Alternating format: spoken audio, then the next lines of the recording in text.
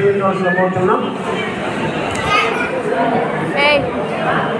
ముందుగా ఈ కార్యక్రమానికి కర్త కర్మ క్రియ అయినటువంటి మల్లేశ్వరరావు గారికి, అలాగే వేదికను అలంకరించిన అతిథులందరికీ, అలాగే వేదిక ముందున్న మీ అందరికీ ముందుగా హృదయపూర్వక నమస్కారాలు.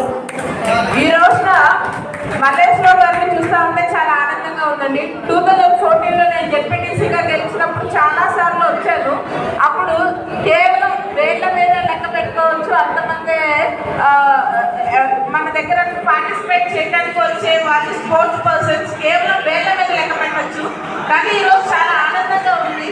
ఇంత మందిని మీరు గ్యాదర్ చేశారు అంటే ఫ్యూచర్ మన ఇండియాని మన దగ్గర నుంచి కూడా ప్లేయర్స్ పంపిస్తారనే ఈరోజు ఒక నమ్మకం కలిగింది.